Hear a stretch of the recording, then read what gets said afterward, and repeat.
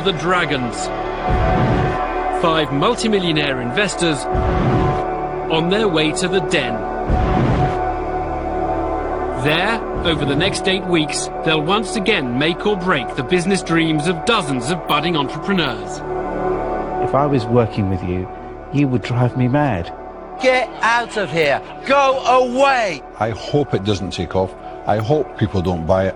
I'm going to offer you £75,000. The Dragons know how to succeed. 5 of Britain's most enterprising and wealthy business people, they built up their fortunes from scratch. James Caan made his millions creating a global business in the recruitment industry. He now heads an international private equity firm. Glaswegian entrepreneur Duncan Bannatyne's £310 million business empire includes hotels, casinos and health clubs. Deborah Meaden earned her fortune in the holiday and leisure industry in the West Country. Theo Paphitis is a retail magnate who's transformed the fortunes of high street brands like Ryman, La Senza, Partners and Contessa. Peter Jones has built up a multi-million-pound empire with a business portfolio that ranges from telecom and leisure to property and media. In the den, the Dragons are ready to back the right businesses with their own money. But tonight, will anyone convince them to invest?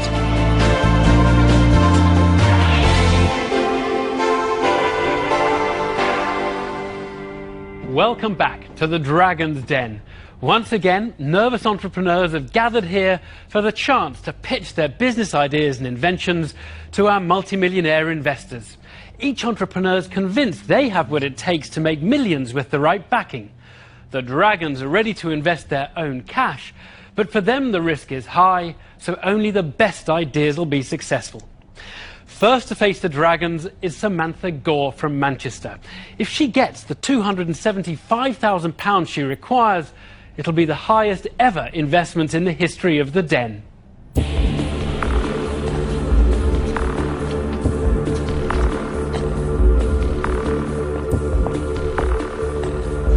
Hello, my name's Samantha Gore. My company is Saboteur Crime Prevention. I'm seizing the moment and I'm here today to pitch for £275,000 for 10% of my company. My company are all highly technical electronic devices that I've invented myself and then got through prototyping. I've got 5 products potentially ready for October and numerous products that could be ready over the next couple of years. I started inventing them because... Sorry, the adrenaline's kicked in a little bit. I started inventing them because I was subject to a series of thefts. They fall into 3 basic categories. There's a series of location devices which will help retrieve the goods once they're stolen, a series of debilitators which will deactivate the goods if they're not held by the proper owner, and a simple range which is the occupancy simulators. I will illustrate. These are the really simple products that are ready to go, can go on any shelf, be sold on the internet. And right, I will start. If you would like to guess what it is. Now, there's 2, right. It's an occupancy simulator. It's quite difficult to see from the end. It's a TV, a fake TV. What's going on? I haven't got a clue. Well, Pardon? you've lost me. What's going on? Fake TV? Yeah. No, it's not. It looks like a radio. But from outside the window, it definitely looks like a TV. We've done tests on it, and it looks like there's somebody in the building. Is that supposed to project an image to a wall? It does. It projects from outside a room. Actually, do you know what? That's my mistake. That's going to absorb it, isn't it? The white's going to reflect it. Sorry.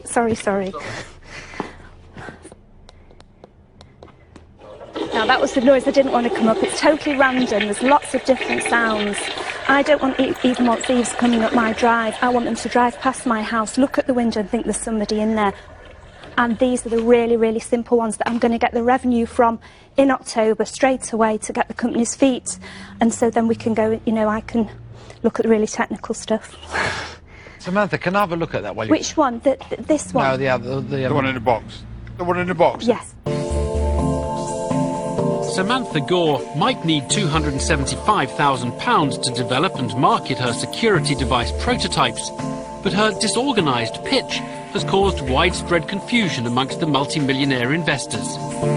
Can Deborah Meaden make sense of it all? Hello, Samantha. Hello. I'm Deborah. Hi, Deborah. I'm afraid that was one of the worst pitches that I've ever heard. I'm I'm going really to sorry, forgive right. you for your nerves. You are obviously incredibly nervous. Yes. Now, you have developed something that says that if somebody steals something of yours, it will actually not work. Yeah, that's that one.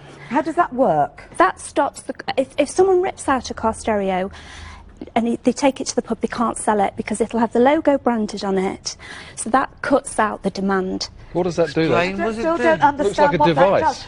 Samantha, I am trying so hard to understand what this is, but you're making it very, I know. very confusing. I know. It is You really take a technical. radio, somebody steals the radio. Yes. What happens to that radio? The radio doesn't work. How does it damage the radio? It blows a couple of transistors. I say until you put 2 transistors Yes. back in, why can't the person who steals do that? They could, but the car stereos go for £10 in the pub. They're not going to pay £10 and then pay £25 having it repaired. Passionate about her inventions she may be, but Samantha's lack of lucidity means the dragons are having to extract even the most basic details about her embryonic business. You're talking about 5 products to launch. Yes. 5 products. Yes. Okay. There's 3 here. Yeah. What are the other 2 products? Right, the other thing that I've developed on the back of that, thinking if somebody comes up to your window, you're going to need some curtain closers. Now, the ones that are available at the moment, the auto glide Yep. ones. So what's the 5th one? Now, the 5th product, now the other, I will definitely... Tell me the 5th product. Sorry. Tell me the 5th product. The 5th product, when I've been doing my research, £1 billion worth of lamps are sold in this country, and I believe having a dual function of something, it makes it a much greater appeal. Tell me the 5th product. It would be a lamp with those functions. Samantha is asking the dragons for £275,000 in exchange for 10% of her company. But her frantic nerves are even unsettling a normally calm James Caan. Do you need to go to the loo, Sam? Because No, I'm sorry. It's adrenaline. I have this reaction to adrenaline. You're making me nervous I'm now, sorry, and I I'm was really sorry. relaxed. I'm sorry. I'm watching you, and I'm sweating. Honestly, I'm not nervous. I'm just excited. It's a brilliant opportunity, isn't it? So. Okay, £2.5 million. How did you come up with this valuation? It was just what... If someone came in and said, right, I've got all your ideas that you're planning to have for the rest of your life, and this is the amount, it was what I would sell it for, and find out What are you going to do with features my are money, better Sam? selling. With your money, I will get all the stock, the initial stocks, and I will get all the IP up to date, because, I mean, electronics, there's different ways of protecting electronics within the software, and, you know... And Sam, you've got to learn to give quicker answers. my friends kept telling me that, keep it simple, keep it simple, keep it simple. Right, so licensing, but main thing is... Sorry, Sam, you know, if I was working with you, you would drive me mad. I can't get the product, I definitely didn't get you, and regrettably, Sam, for those reasons, I'm out. Okay. Samantha's chaotic pitch has pushed James Caan away from any deal. Will Theo Paphitis spot enough potential in the inventor to be tempted to invest? What's your background? I've got pharmacology and physiology degree background, so the biosciences, and I also did business studies and economics. I've travelled 2/3 of the countries in the world looking for ideas and inspiration, and then I started my first real business, so I opened a Japanese restaurant. Sorry, Peter, you closed down. Oh, no, no. Go on. Where was the restaurant? In central Manchester, next to Valentine's. You own that? Yes, On your own? yes. So how much does that give you a year? It gives me whatever I need. If I want to pull 70,000, 100,000 out, I can, but I don't tend to do that. Have you got someone running for you? So you've got a very successful restaurant. Yes. And that's what you've been doing for the last 10 years? I wrote a couple of books that got 5 out of 5 on Amazon. I had a couple of children in that time. I've invested in other people, helped them set up business, and really I've got pulled off my track through helping other business startups. And this is, I want to be doing electronics. You know, that's what I really get excited about, and I've been sidetracked. When do your batteries run out? My batteries, about 4 o'clock in the morning, on a Sunday. The Dragons seem both surprised and impressed by Samantha's entrepreneurial track record. But are they impressed enough to back her with £275,000 of their own cash? Sam, I'll tell you exactly where I am. I think you're a very, very intelligent woman. And your issue is that you're probably 10 times more intelligent than me, which would always cause me a problem. But joking aside, I think that you'd be all over the place. You're a scattergun approach, and what you've brought in front of us today, I can't see a real business turning out. And for those reasons, that's why I'm not going to invest and I'm out. Okay. Samantha, I'll tell you why I think you're an enigma. I just don't believe. You're obviously academically brilliant. You're successful in business already. You have some great ideas. I would have loved to back you, but you're unfocused. I was hoping that I might learn that from you. Yeah, unfortunately, you've come in with the wrong pitch. Okay. So I'm out. Okay. Sam, like everyone else, you know, I just don't know whether you're completely bonkers or a complete utter genius. I know your restaurant in Manchester very well. I've been in it a couple of times. It's fantastic. If you ever fancy selling it to finance this business, let me know. But apart from that, I'm sorry, I can't invest in this, and so I'm out. Okay. 4 Dragons out, and Samantha's expulsion from the den seems imminent. Only Deborah Meaden can now throw her the lifeline she so badly needs. Sam, how did you prepare for your pitch today? I practiced many, many times. And how do you think it's turned out? Clearly not very well. Yeah, I think your brain works so fast that it's not coming out of your mouth before you've actually moved on to the next topic. On the other hand, you're running a very successful business.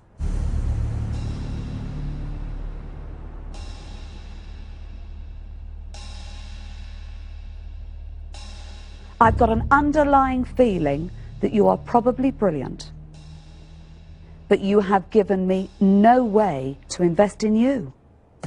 I'm sorry about that, because I could be missing the biggest thing. So I'm afraid I'm out. Okay.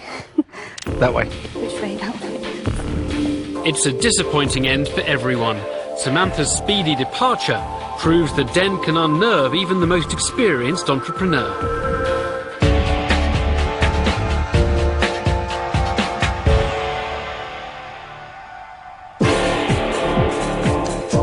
The Dragons never know who or what is about to appear before them in the den. Robert Reed, Brian Rawlings and skater Andy Critchlow wanted £150,000 to market their booster blades, a new take on roller skates, where you half pedal, half skate for maximum propulsion. I can best describe booster blades as a cross between a pair of skates and a bike. It's a completely different type of exercise to skating. Deborah Meaden was immediately sceptical. I find them unnerving and cumbersome to watch. That is really odd. There's a learning curve, like anything, and I think once you've mastered it. Theo Paphitis was keen to try out the blades for himself. What size are those? These are a size 8.5. Do you want to go? I'll have a go, yeah. Theo, can I ask if you've inline skated before, or...? No. It's, well, it should be interesting. Is the first aid box ready? Theo, do you know what? What? I would enjoy it while it lasts. It's the tallest you've ever been in your life. You know, I'm going to go back to my chair while I'm safe. But the company's finances didn't receive a boost from the Dragons. I would absolutely stop what you're doing. Don't put any more money into this. I'm left with no alternative but to say I'm not going to invest.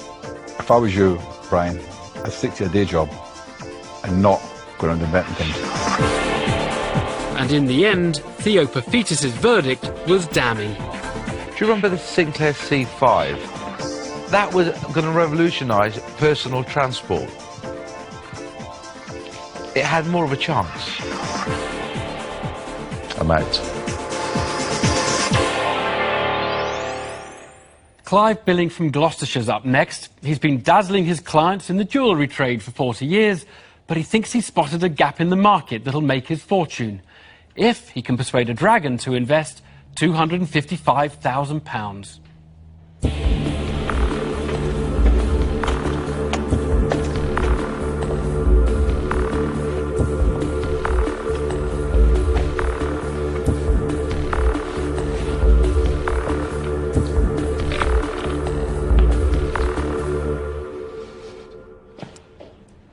Hello. Before I start, I'd really like to say what a pleasure it is to meet you all. I only hope that pleasure remains after my pitch. My name is Clive, 40 years in the diamond business, and I'm the founder, creator and developer of diamondgeezer.com. A typical product of Diamond Geezer would be a £2,500 diamond engagement ring. We are one of the UK's leading online jewellers. I'm here because that part of the market, which we call click and buy, is a new a part of the market for us, and possibly 50 times greater than what we're already doing. We call it click and buy because literally the statistics show you an internet shopper is prepared to spend over £100 on a click and buy purchase. It's an impulse buy, and research shows us that the average person in the UK will actually buy 52 items of jewellery in their lifetime. So what we need to do is we need to introduce a range of products between £25 and £500. We're looking for £255,000 for 15%. Thank you for your time. I've got 1,000 answers for your questions and a million other things I'd like to tell you about our exciting business. Thank you. Diamond geezer Clive Billing has asked the Dragons for £255,000. He wants to develop his existing upmarket online jewellery business into new areas and to attract more mass-market impulse sales. However, Deborah Meaden believes Clive has broken one of the fundamental rules of the den. Clive, I'm in a bit of an awkward position here, aren't I? Why is that, Deborah? Am I missing something? Were you asked the question, have you been in contact with the Dragons? We were certainly asked the question, have you had any communication with the Dragons? Yes. OK, well, I've got an email from you. I've got your details of your website, and I've got your details and an outline of your business, and you have had an email in response from me saying, thank you very much, I've looked at and evaluated your business. It's not the type of business that I'm seeking to invest in. I'm not aware of that email. Not aware of it. At all. Well, it definitely went out because I sat down at the end of last week and went through all of the ones to make sure what was cleared up. I'm not doubting. So it's left me in a very, very difficult situation. I understand. And I think, to be fair to all parties, obviously I need to be absolutely upfront about that and declare that clearly I'm out. It's a bombshell. Strict rules of the den state that entrepreneurs must have had no prior communication with the Dragons before they walk up the stairs. Duncan Bannatyne is not about to make Clive's life any more comfortable. You're looking for an investment in a company called diamondgeezer.com Limited? It's actually Gemnet Solutions Limited. Diamondgeezer.com is a registered brand. OK, does Gemnet Solutions Limited own diamondgeezer.com? Yes. I would like you to be part of Gemnet Solutions. And where are you running this online jewellery business from? From a commercial premises in Bolton-on-the-Water, which I own. And that belongs to Gemnet Solutions Limited? It actually belongs to me. Oh, it doesn't belong to Gemnet Solutions Limited? But could belong to Gemnet Solutions. So you would transfer it straight in? I would have no problem talking about that at all. None. OK. So what did your company turn over in its last year of trading? 1.6 million. What profit did it make? The gross profit was 39%. No. In pounds, how much profit did it make before tax at the bottom of its profit and loss? 2%. No. In pounds, how much profit did it make before tax? In pounds? Pounds, shillings and pence. £3,243. Now, you've been 40 years in the diamond business, and in the last year you made £3,243. I see where you're coming from. I haven't spent 40 years selling diamonds on the internet. What is the most common purchase? I'm sorry, on the internet or on the internet. I'm on the internet. We're on the internet. We haven't got a shop. You're not in a shop. You're on the internet. On the internet, what is the most common item purchased? CD. CD. You want to know about diamonds. Our most common item is a £2,500 diamond engagement ring. Oh, the answer to my question was engagement rings. Yes. Okay? And that was a very simple answer. It's not CDs, it's not something else, I'm not sure. It's a very simple answer. I just wanted to see if you knew the answer. Forgive me, I was taking you actually literally, and you said, what's the most common product sold on the internet? I have to tell you something. When you came on, you said it was a pleasure to meet us all. I have to tell you, the pleasure is all yours. I'm out. 2 early clashes, 2 dragons out. A shell-shocked Clive will have to work hard to get his hopes of securing £255,000 of investment back on track. Theo Paphitis takes up the interrogation. Hello, I'm Theo. I know you are, Theo. What's your background? 40 years in the diamond business, 20 years with the internet. I sent my first email in 1986 and took my first digital photograph in 1989. So you really started early, you're a really early adopter. Really early. Really early, when it was just a black hole. So, on the basis that that was a great time for everybody to start, why aren't you in some Caribbean island? With your own island, obviously. You're in the background. Because I didn't listen to my dad when he said, be second and be better. I'm a pioneer, I've got the arrows in my backs to prove it. I was too early, and in 1993, you couldn't actually convince anybody in the jewellery trade that it was anything but a fad. And it cost me £1 million, and I don't regret it, at all. Did any of your original companies fold, or is it still the same company? Still the same company, established in 1992. Right, I got one more question for you. Who is the #1 reseller of diamonds on the web today? BlueNile.com. Turnover? $330 million. Clive's grabbed the attention of the dragons by revealing the potential of the online market. Now, Peter Jones wants to scrutinise the company's branding. The website. Yes. I think you have a potential issue with diamondgeezer.com. You know, I understand the slang, you know, a bit of a geezer, you know, and I'm moving sort of side to side when I do it. I've had those thoughts myself, of course I have. And I resolved myself by remembering that it is very, very memorable. It doesn't require spelling, which is great for a radio advertising, and it has caught the public's imagination. With 10,000 index pages on Google and 300,000 references to it, love or hate it, you will remember it. If I now search for diamond, Yeah. I type in diamond, Yeah. at what page do you turn up on Google? We're on page 12. We're on position 12, which is page 2 yesterday, for diamond. It's not our strongest word, incidentally. What's your strongest word? Diamond engagement ring. And where did you come up with that? We're on 9th position yesterday. So second page again. First page. Top 10. Yes. The atmosphere in the den has shifted. Now, the dragons want some quick answers to some very detailed financial questions. What's your forecast for April 08 to April 09? 3.5 million. And what profit does that make? 458,000. And the balance sheet, what does it show? How much money do you owe?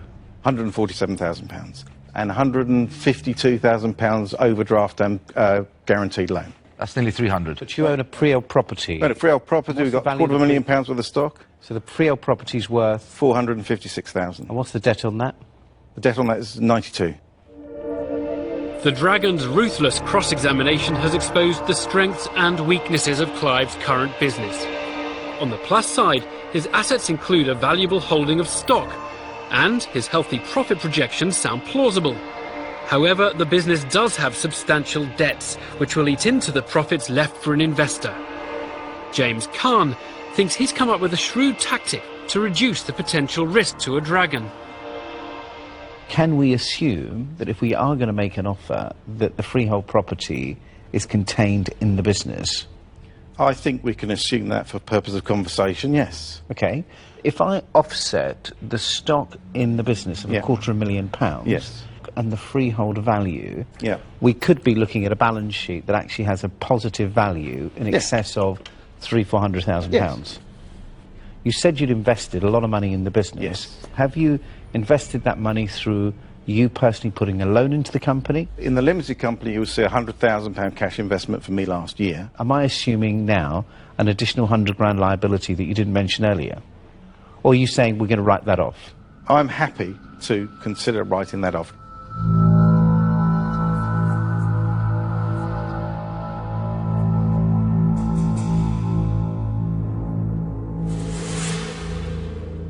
I like what you do. I like the model. I think it's quite clear that if one of us was involved, we could certainly help you to take this into where it should be, because you should be making more than 3 grand a year. Yes. So what I'm going to do, Clive, I can either offer you half the money for 20% of the equity, or I'm quite happy to split it 3 ways. But I think the overall package of equity we would need would be 40%. It's an astonishing turnaround for Clive. James Caan has offered him half the money, but for a 20% stake in the business. Den rules dictate that Clive must secure an offer for the full £255,000 he's asking for. He'll still leave with nothing unless Theo Paphitis or Peter Jones are prepared to make up the rest. Clive, let me help you here. Please. I think James has been very generous. Very generous. So I'm going to join him in his generosity, and I'll offer you the other half. But I too will want 20%. Clive now has a full offer on the table, but Peter Jones has years of experience in web-based ventures. Will he now enter the fray and bid against his rivals? Right, Clive. I think I can add some value on the online development of this. So I think I'd like to offer up and split it with the Dragons at the same percentage. I suppose if I had somebody with me, I'd ask if I could go to the back of the room now. Clive, Yeah. do yourself a favour. Go to the back of the room. Go on. Thank you, Dan. Clive is now weighing up the highest offer ever in the den. However, the 3 Dragons want 40% of the business he's built up for the last 20 years.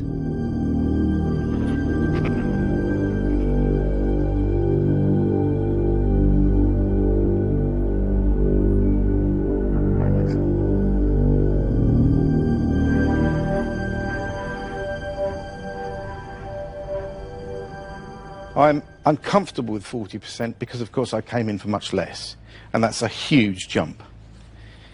You're also asking me to tip in a building with my business loan written off.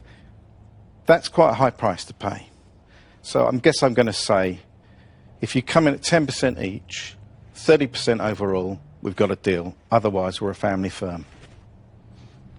Clive, 40% of a business that just posted results of £3,200, is where you are. So, it's your call. My gut feeling is, if you walk away today, another big mistake in Clive's CV.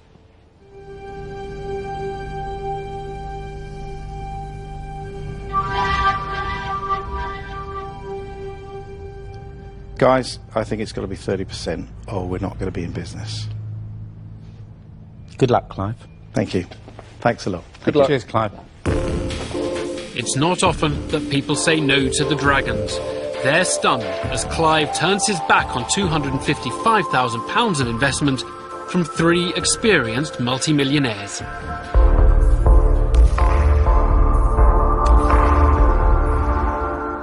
Clive, I think that was the biggest offer that's ever been made, and you've turned it down. Rightly. James said this is another £1 million mistake, more arrows in the back. You don't think so? No. Anyway, you've no regrets. You leave now. You think you can still pursue the business with Plan A Absolutely. and talk to other investors. Indeed. We'll see how you get on. Thank you very much. Thank you.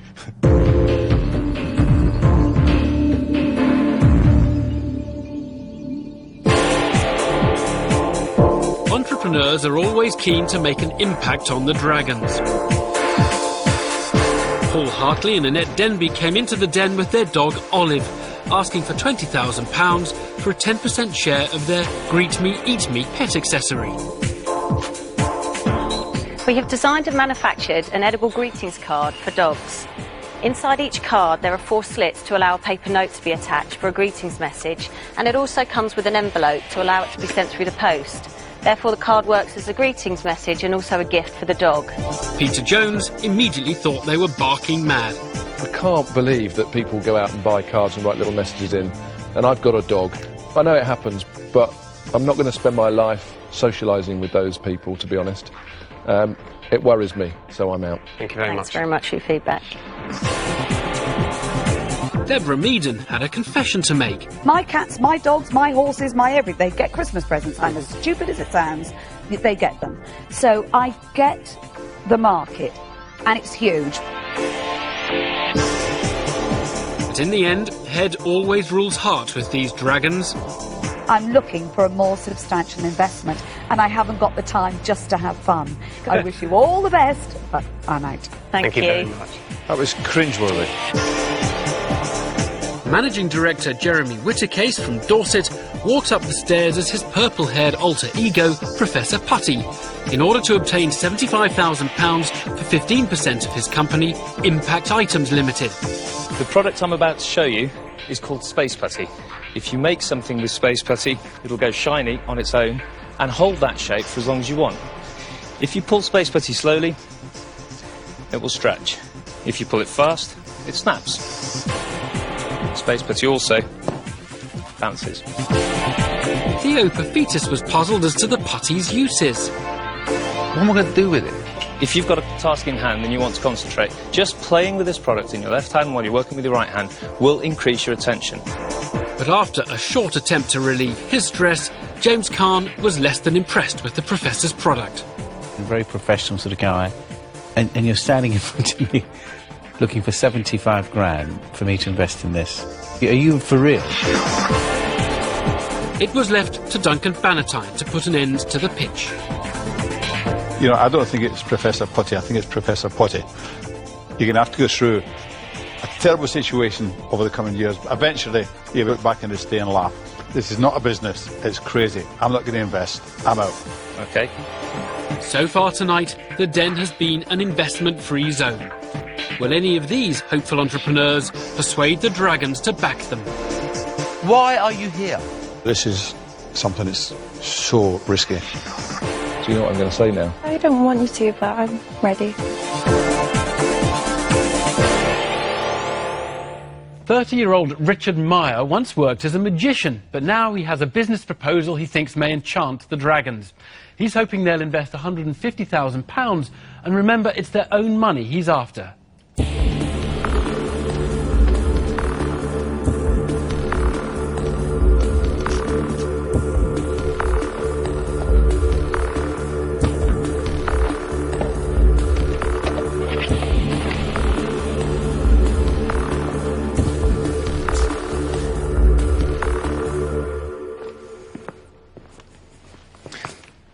Hello, my name's Richard Meyer and I'm looking for an investment of £150,000 for 15% of my new business, Carbon 6. Carbon 6 holds the UK distribution rights for a brand new and patented product called the Screen Machine. It's a product that actually enables parents to take back control of the increasing amount of time children are nowadays spending sat in front of a TV screen or playing computer games every day. Let me show you how it works.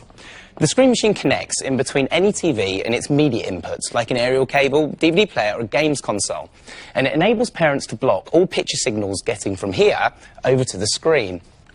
Now, the way in which the children get access to the screen is by using one of these. This is a time token, and to the children it's worth 30 minutes of screen time. Now, as a family, you get to decide how many tokens the children get over a week or a daily basis. The children insert the token, 30 minutes registers, and the screen releases. And the children can add more tokens to increase more time. But there's also a special pause button, and this enables parents to encourage their children to actually break up their TV viewing with other more worthwhile activities. Now, the use of the tokens for the children means that they learn a value for their time, and they learn how to manage it. And for the parents, it means you can use the tokens as part of a reward-based behavioural system. I'd like to thank you for your time, and if you have any questions, I'd be happy to answer them. Richard Meyer already runs one successful company sourcing and distributing toys, and has now made a confident pitch to the Dragons for £150,000 of investment in his brand new business. But father of 6, Duncan Bannatyne, looks troubled by the screen time limiter. Richard, do you have any children? I don't have children, but I work with children every day of my career. As a parent, I've got a method of controlling how much television my children watch and how much time they spend on a computer. Yeah. It's a very simple method. I say, switch that bloody television off and get outside and play. Or switch that television off and come and have your dinner. And you know, it works. I know. Parenting control. The screen machine is not about taking away your parenting control. In fact, it's about actually using it, but in a way that enhances it. But it doesn't. Because if a child wants to watch more television, the child says, I want to watch television. And the parent has to control that. Yes. If you put that device in, the child says, I want another token. So the parent has the same problem that they had when they told the child they can't watch any more television. They have to deal with that interface with the child. But by actually, over a period of time, the children actually learn their own rules, their own ideas on TV usage. So it actually restricts, it not restricts, but it actually helps them make their own decisions on their TV usage to ultimately make it so it's the child that's deciding to spend less time in front of the screen. Richard, it sounds very, very sad to me. Richard has found himself on the receiving end of Duncan Bannatyne's disdain.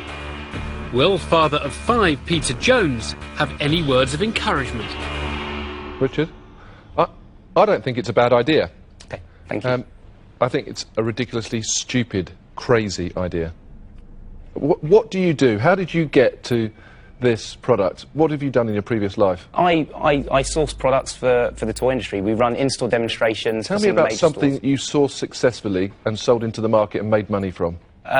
Every single product that we've brought in. What have you generated in sales in the last year? The turnover of my business in 2007-2008, the RDM Creations business, turned over £750,000. And how much profit did you make? Net profit on that is £300,000. So you've made £300,000 net profit and you're offering 115% of that business for 150k? It's a separate business. RDM Creations is a separate business. Who owns it? Who owns it? RDM Creations. Yeah.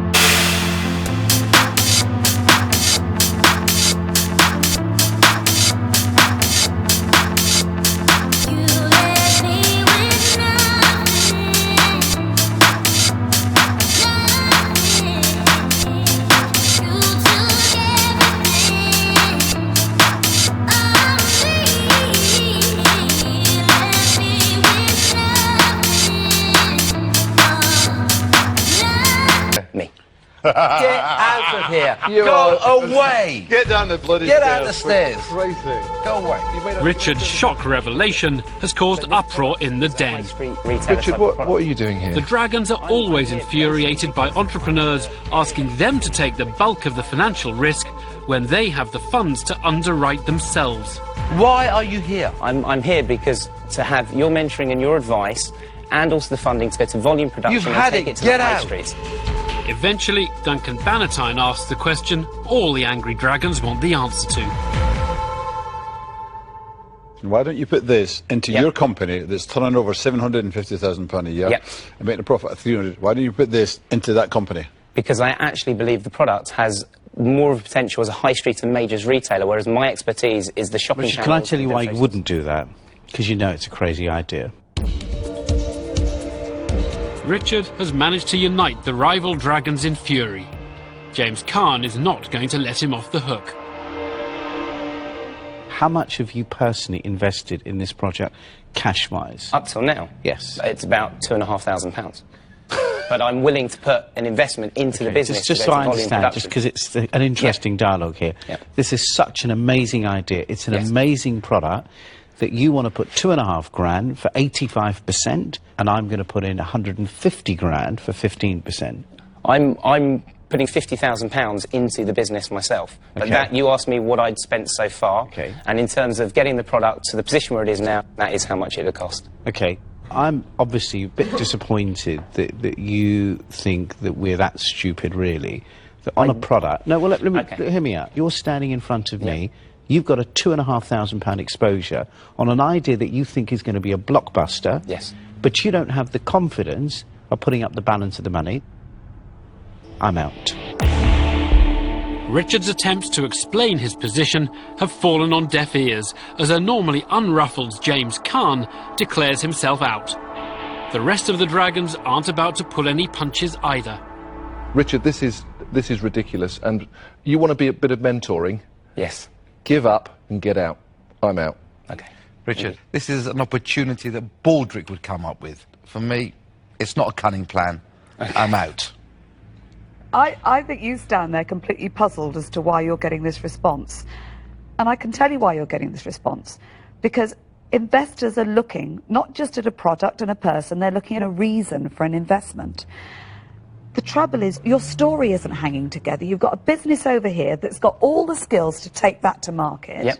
And it's producing £300,000 a year in profit. But what I'm asking, I believe this product is a high street product, a major retailer. I don't have the expertise. You're very good, you've got your message across. Your problem is, I still don't understand why you're not running that in your own existing business. You know, you're sending me the signals that I should be concerned, therefore I am concerned. So, for that reason, I'm out. The dragon's scorn for Richard is palpable. And there's worse yet to come. Richard, quite often on Dragon's Den I see people with the product and we think the business isn't worthy of investment, but the product is worthy of buying, and I think, well, I'll buy the product. But this one, I wouldn't buy, I wouldn't touch. And sometimes I say to people, we're not going to invest, but I wish you all the best success. I wish you absolute failure on this. I hope it doesn't take off. I hope people don't buy it. I think it's ridiculous, and I hope it fails. So I'm out. Okay. Thank you, Richard. Goodbye. Thank you. Bye-bye. It's been a stormy session for Richard Meyer, who leaves with harsh words ringing in his ears, but no investment.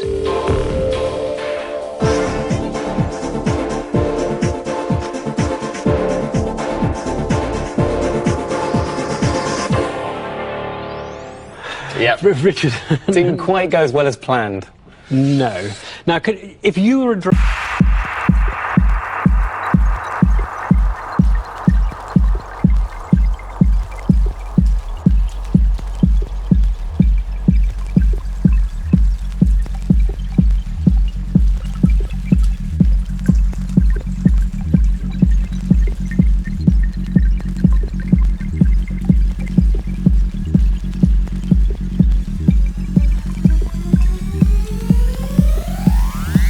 dragon, do you think you would have invested in it? I believe I honestly would. I can see the benefits of that product, customers want it, but on the high street I don't have an expertise, and that's where I was looking for investment just as much in terms of their knowledge and their help as well as in their investment. We'll see how you get on. Okay, thank you very much.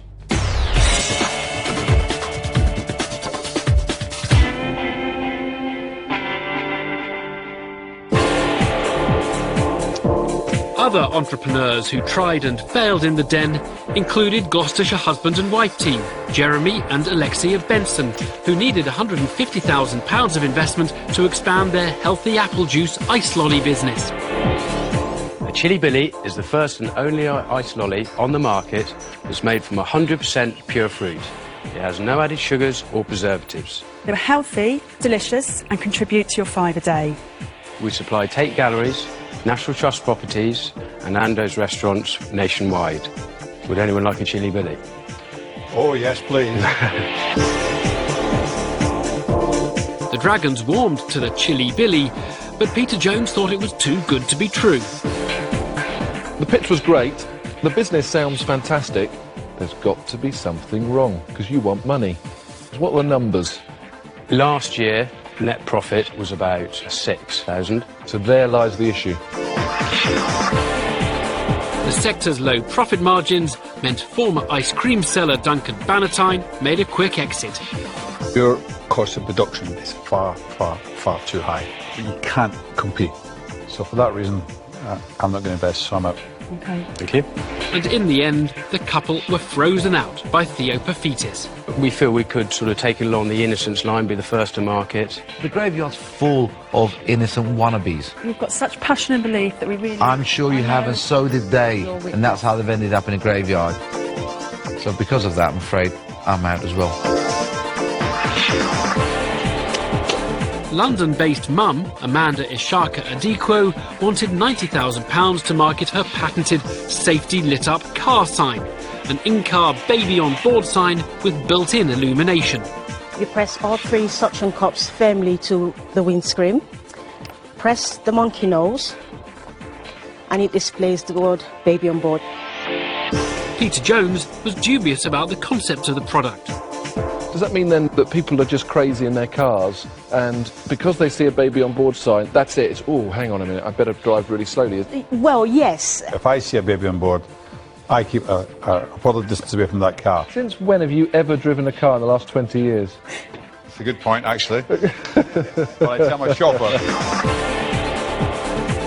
But Deborah Meaden was concerned about Amanda's execution of the idea. During the day, it's visible without the light. And when it gets dark... Amanda, I don't agree with that. I think that, on the back of a driving vehicle, white on cream, there's not a redeeming feature for me, I'm afraid. I'm out.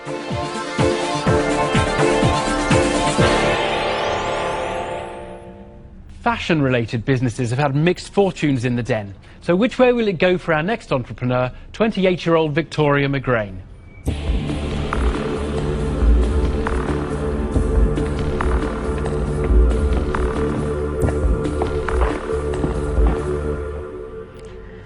Hi, my name is Victoria McGrain and I'm here today to offer you 20% of my company Neurotica in exchange for a £56,000 investment. Neurotica is a unique, concept-driven women's wear fashion label specialising in original hand-printed textiles. I've been in business for just over a year. I'm currently developing a diffusion line called Neurotica White Label, which will be a higher volume, more commercial version of the mainline collection, yet still retain the unique brand identity and signature aesthetic of Neurotica. Empty room, filled it up, talk is cheap, listen up, I don't know where we went wrong, but I feel I'm shaking these walls, yeah, nothing safe, gotta take cover, still of love, we just make glitter, running and running, yeah, we got off track, now we under attack.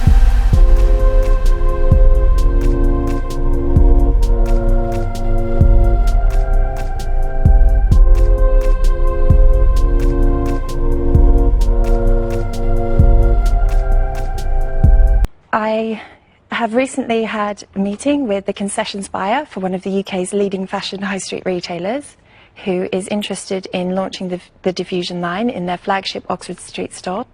I've also met with the representative of the UK's fastest online fashion retailer, and they have also expressed a huge amount of interest. I would now like to show you some of my designs. They're pieces from my most recent collection. It's entitled Short Fiction and it's the Autumn-Winter collection. Thank you.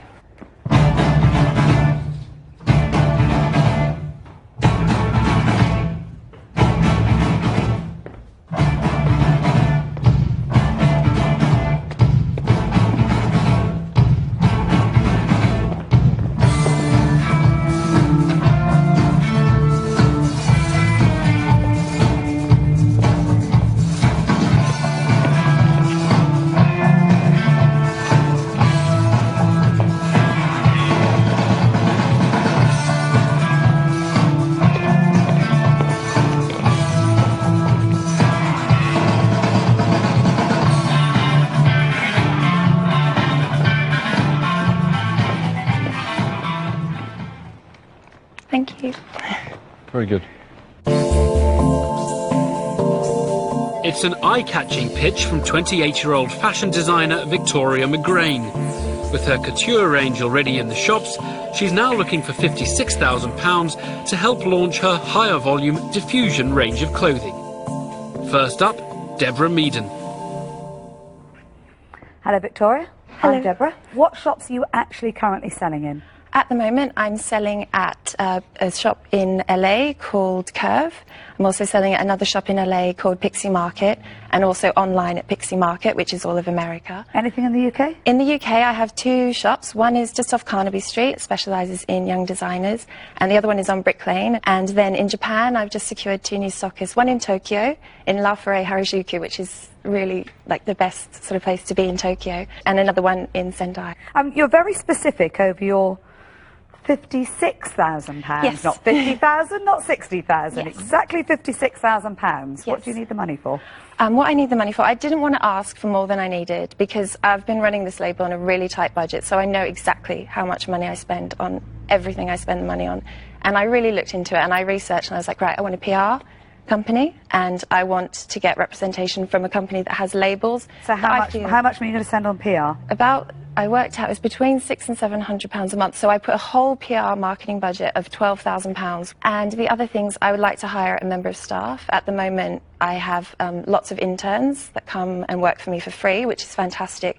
But I almost need somebody to coordinate the intern. Keep going. I wanted about £10,000 for working capital, just so when I launch the diffusion line, I can be really reactive to the market.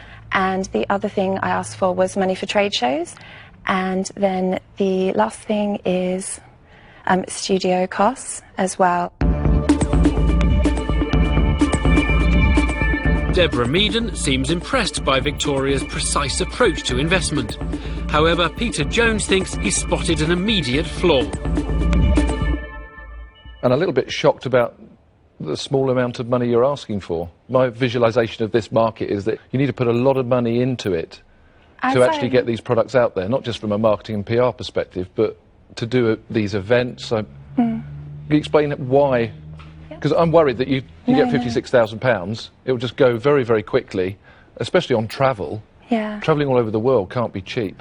I think I have done a full budget. The reason I've only asked for that much is because with the opportunities that have been offered to me with the diffusion line and the expansion, cash flow will be established within 10 days. The sales are quite high. You mentioned somebody in the UK. You said a flagship Oxford Street store. I've got letters of intent and outlining what the potential sales could be, the fact that we've had a meeting, but the diffusion line is still under development. It was, but I think it would be unprofessional.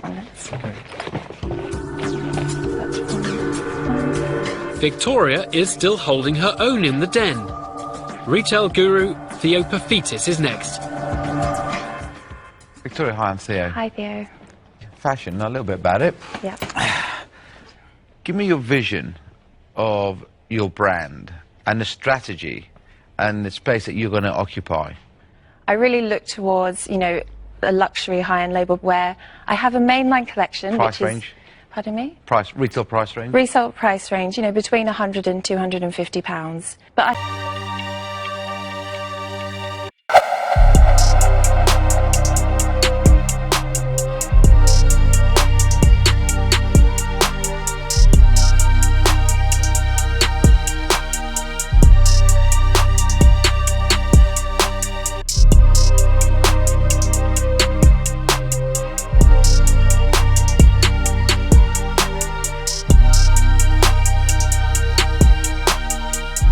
think it could go higher, so I'd like to bring the price range up and go into doing cocktail dresses and ball gowns and things like that. Whereas with the diffusion line, I would take the pieces that I do that are, I hate to use the word cheaper, but, you know, they're pieces like t-shirts, vest dresses, you know, things like that, and sell that, you know, at a retail price point between 45 and 75. What, you're going to occupy both spaces?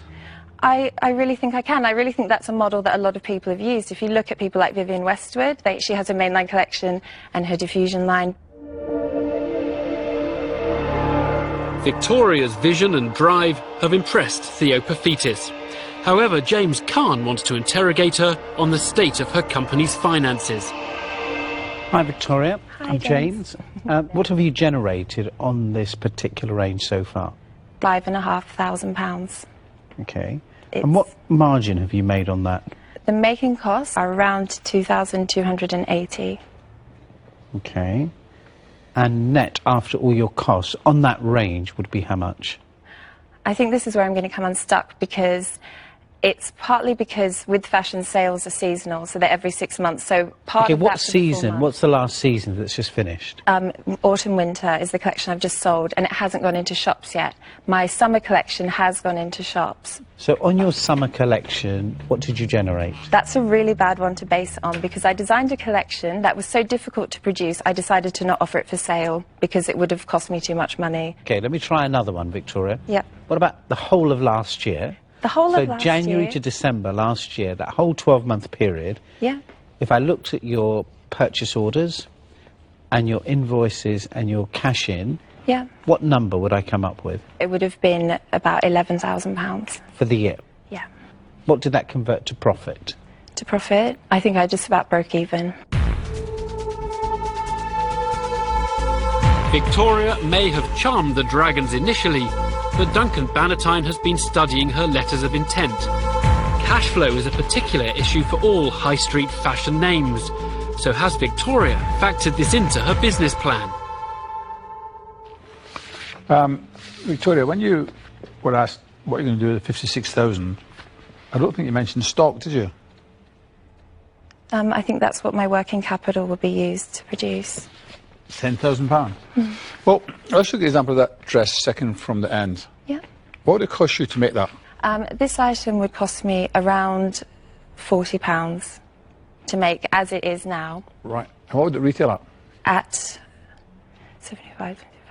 It would retail at around £195. So, and if you get this shop concession, they're going to take 35% commission. But they want quite a lot of stock, don't they? 100 pieces per style. Yeah. How many styles? I am doing 6 styles to the initial launch. You can't do that with £10,000, can you? Yeah, I've costed it, and I've costed 600 pieces? Yes. My figures say it isn't. This is something that's so risky. So, although I wish you the best of luck, I'm going to declare myself and I'm out.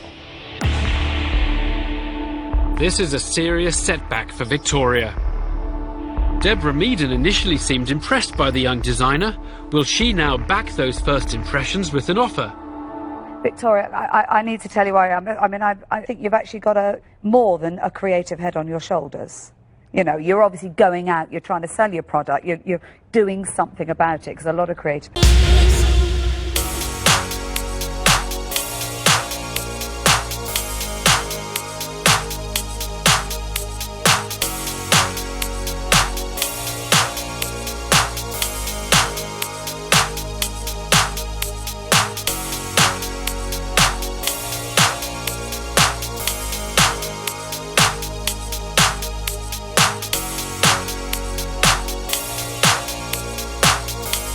People just sit there and expect someone else to do it for them.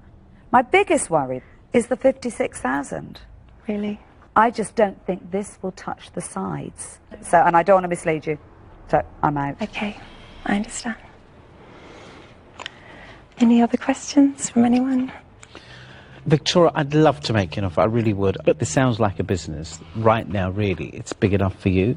It was hard last year. Yeah. It feels like it's going to be tough again this year.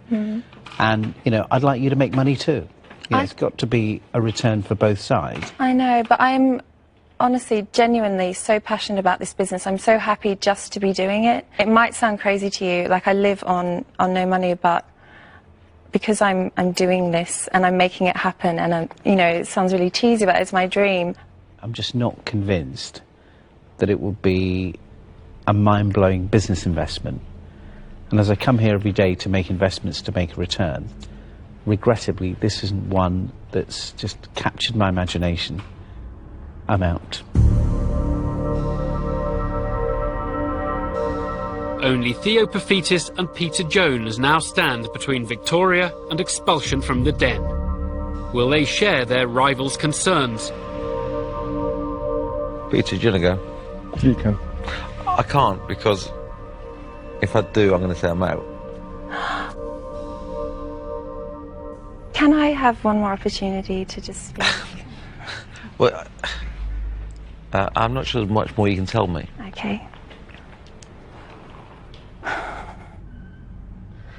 Yeah, Victoria, I think that you're going to need a huge, much more amount of money to make this business work. I admire what you've done, that you've pitched really well. I know you've worked your business on a shoestring, but actually there's only so long you can keep going, and you have proved, even with your projections, that you, even without paying yourself anything, you're still not making any money. So is this an investment or an investable business? It isn't, for the money that you've asked for. So you know what I'm going to say now? Yes, I don't want you to, but I'm ready. For that reason, I'm going to make you an offer for more money than you've asked for.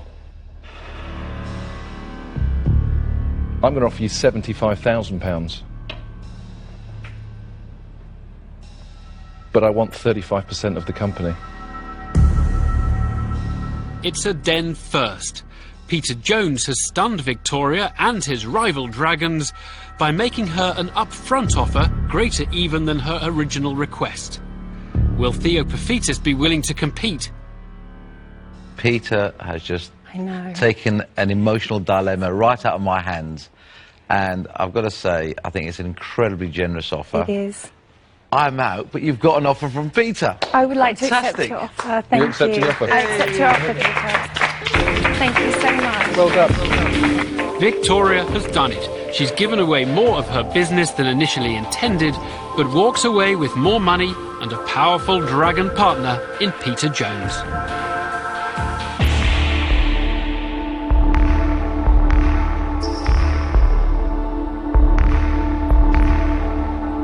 With the den transformed into a catwalk, it's been another unpredictable day, to say the least. Thanks to Peter Jones, Victoria McGrane's fashion dreams may become a reality. To find out more about Victoria's time in the den, or to see what draws the dragons to an investment, go to bbc.co.uk/dragonsden. Goodbye. Next time on Dragon's Den. Find out which entrepreneur falls into Theo Paphitis' firing line. You've insulted my intelligence to the level which I'm seething with rage. And who gets short shrift from Duncan Bannatyne. I never had such rubbish in my life, I'm out. And the Diamond Geezer talks about why he turned down that Dragon's Den on 5 Live now. Listen on digital TV, digital radio and online at the 5 Live website. Would Jimmy Carr and Richard Wilson lie to you? Find out next here on BBC Two.